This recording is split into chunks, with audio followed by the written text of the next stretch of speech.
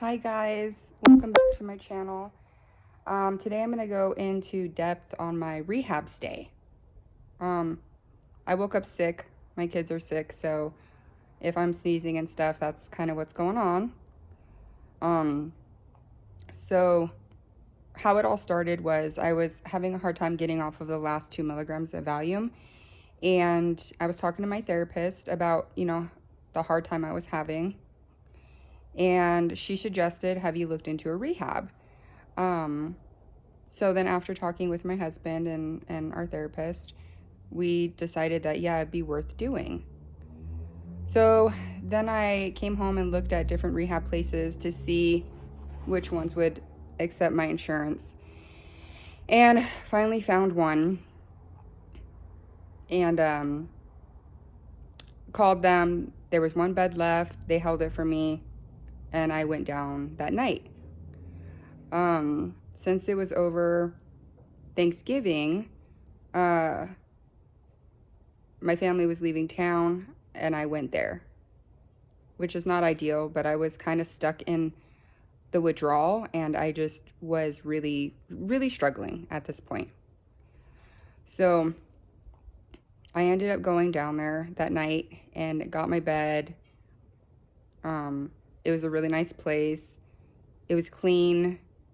There was nurses, there was doctors where you could talk to them if you needed to. So it wasn't like you had to hunt people down. It was really nice.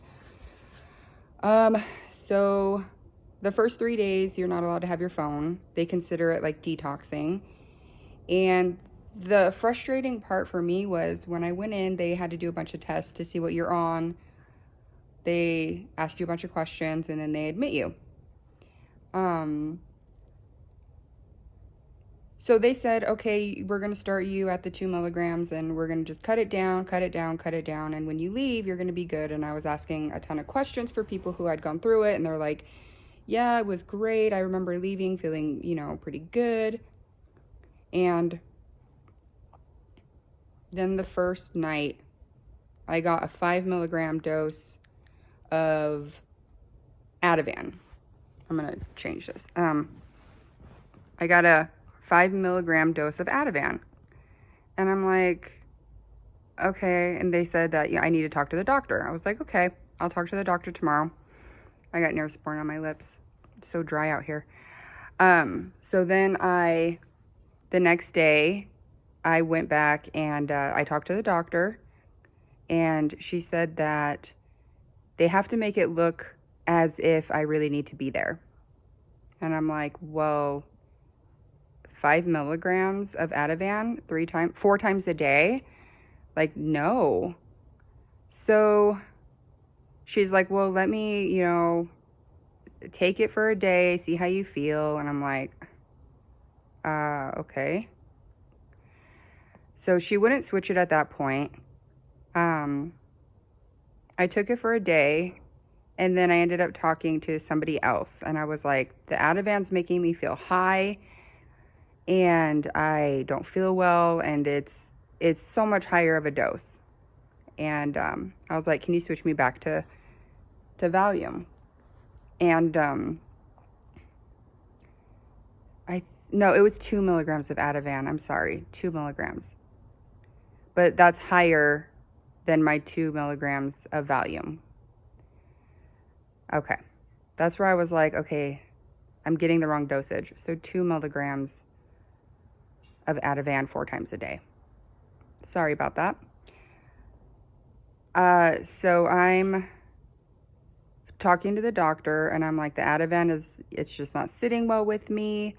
I just don't feel well on it. I feel high. And she said, okay, well, do you want us to switch you back to Valium? I'm like, yes. And at this point, I don't think I talked about how many times per day. I think it was just when you're in withdrawal and your brain's going through all that, you're not thinking completely rational. You're not having a conversation well. So she switches me back to Valium, 5 milligrams. That's where I got the 5 milligrams. 5 milligrams 4 times a day. I'm like, I go up to the nurse and I'm like, 5 milligrams 4 times a day. Can I get a 2 milligram once a day? They said we don't have doses that low. So I'm like, awesome. You don't even have doses this low. When I first entered rehab, I had to sign something saying that I would take my medication, I wouldn't go against doctor's orders, and I wouldn't leave early. If you do that, they said, your insurance doesn't have to pay out. So I'm stuck in this rehab, and the lowest dose of Valium that they had was 5 milligrams. So even if I went to take once a day, it still was more than double the dose.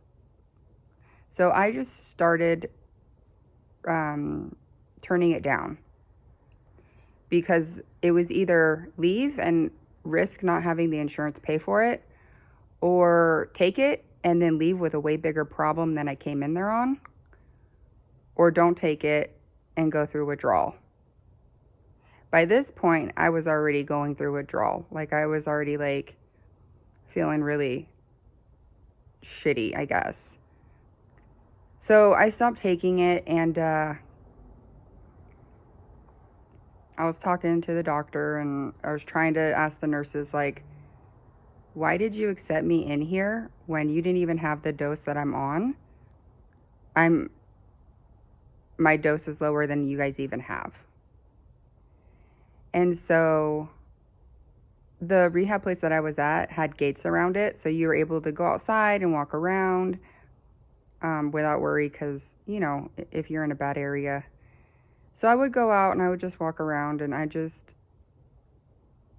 was feeling really frustrated. And so when I left there, I was 4 days off, 6 days at the rehab total. So I was 4 days off, and when I got home, that's when my acute withdrawal settled in, and that night was absolutely rough. It was pretty intense. I ended up, when I got home, I thought I was over the worst of it, so I went upstairs and I threw away like all my medication. Like, I threw away the Valium, the amitriptyline, just everything that I don't take. It was so bad that I got up and I went in the trash can and got the Valium and started taking the 2 milligrams because I couldn't take the acute withdrawal.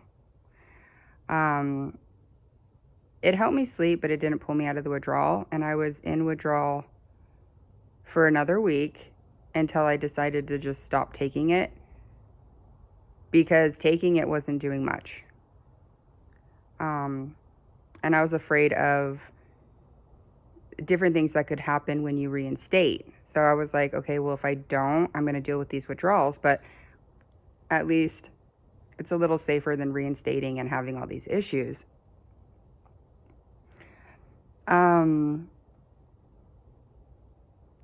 So yeah, my biggest thing was that they had the dose that I was on, and how were they going to cut back? I should have asked. And there's just many things that, going through this, you realize that doing a 6-day stay, only being there 6 days, no matter what, you're going to cut down quickly.